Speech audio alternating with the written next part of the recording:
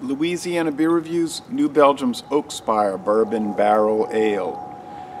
Not ale aged in a bourbon barrel, but like with the Budweiser and the Innocent Gun beers, it's beer aged with pieces of a bourbon barrel, and in this case, bourbon barrel.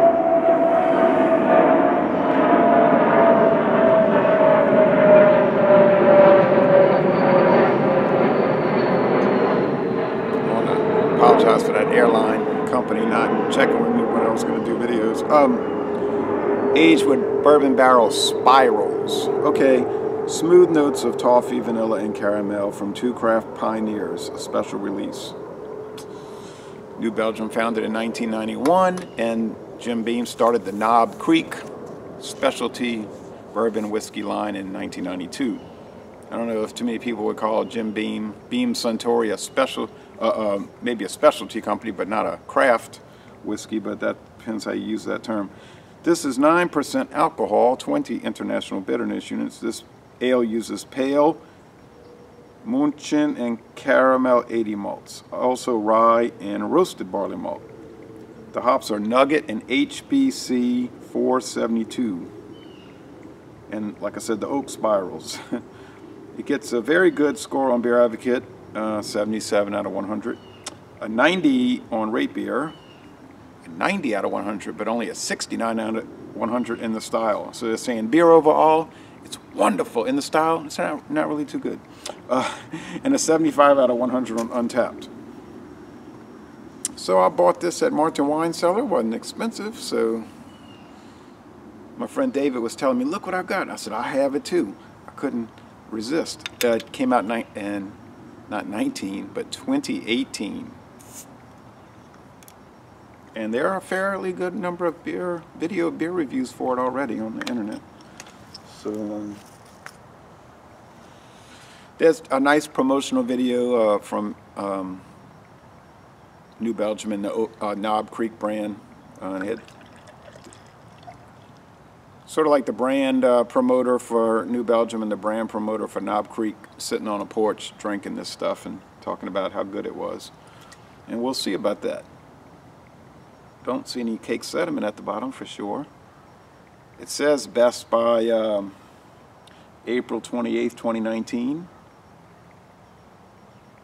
So it's got the best by date, guys. All right, nice looking bottle. New Belgium Oakspire. Oak Spiral. Oh, a moderate ivory head, and the appearance is clear. Oh, so very clear copper ale with lazy bubble streams. Nice looking beer. If you're into the haze craze, you won't be wanting to drink this any days to come. All right, but some people are into the haze craze and then they still like everything else. All right, and I might add that I've never had Knob Creek in my entire life, but I hear people talking about it quite a bit.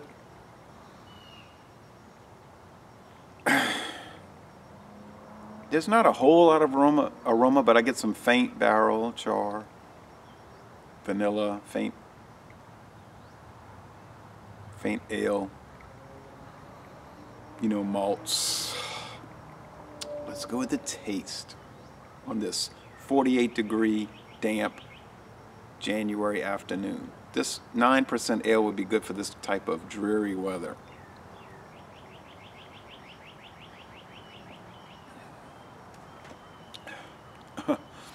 So much vanilla, so much barrel char.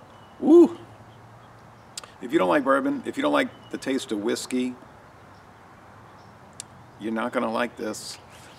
If you do like the taste of bourbon and the taste of whiskey in a strong ale, kind of like an old ale style type thing, then I think you'd like it. Mouth feels high medium. There's a little viscous quality to it. The finish is medium dry. There's bread crust, like a white bread crust, okay? some moderate sweetness, faint wood, faint char. It's not a strong presentation of that, whether in the aroma or the taste. It's all mellow in background.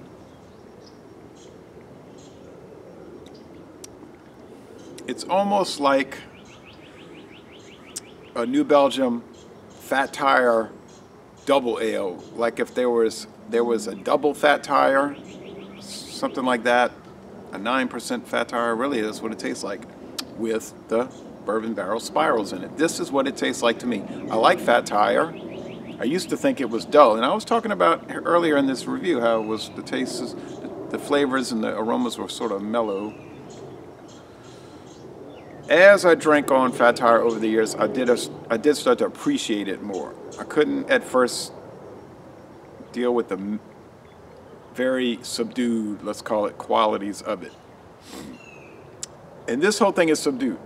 If you're looking for bold, intense, strong, this may not work. Nice lacing.